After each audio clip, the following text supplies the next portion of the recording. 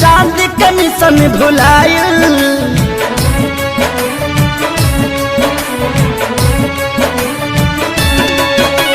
छूट गईल धभाइल मंगल चांद के मिशन भुलाइल। कुदरत के आगे देखा विज्ञान भी बौना हो गईल। भगवान के हाथ के कठपुतली इंसान खिलौना हो गई। भगवान के हाथ के कठपुतली इंसान खिलौना हो गई।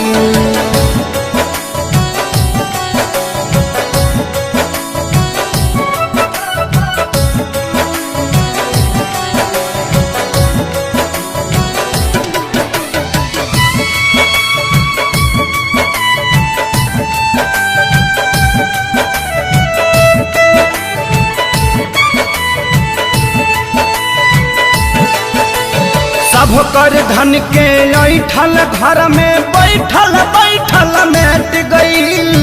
बड़का बड़का वीर भूपति के विपत्ति से जब भेंट भइल।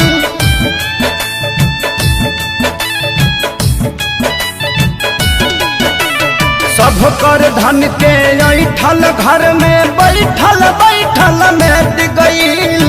बड़का बड़का वीर भूपति के विपत्ति से जब भेंट भइल। त्राजिमाम जगत में भइल जब काम घिनौना हो गईल। भगवान के हाथ के कठपुतली इंसान खिलौना हो गई। भगवान के हाथ के कठपुतली इंसान खिलौना हो गई।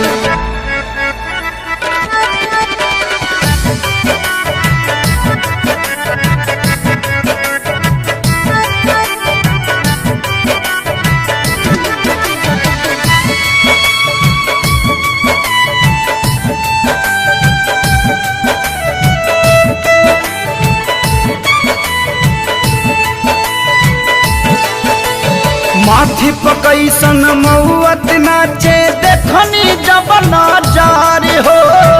अपनों से मिले जुले में लागता बदर हो।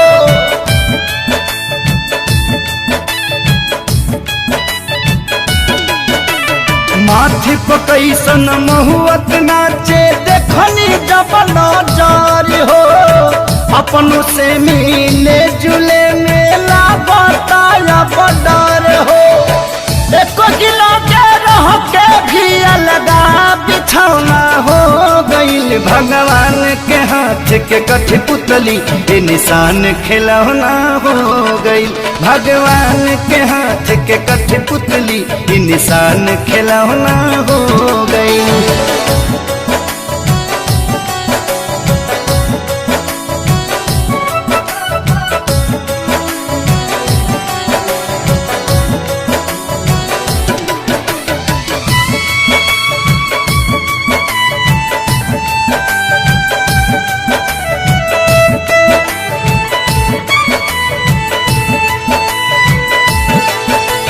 राजा के हथवा जोड़त देखनी प्रजा से करत गोहार हो। इहे देखी जिंदगी के लागल का बाकी मत हमार हो।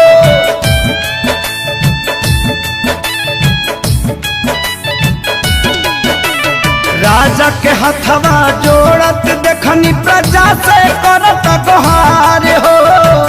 इहे देखी जिंदगी के लागल का बाकी मत हमारे हो। हलचल खेसारी धनंजय पभारी एगो किरौना हो गईल। भगवान के हाथ के कठपुतली इंसान खिलौना हो गईल। भगवान के हाथ के कठपुतली इंसान खिलौना हो गईल। मिथिलेश मिथिला म्यूजिक कुमार में आपका स्वागत है।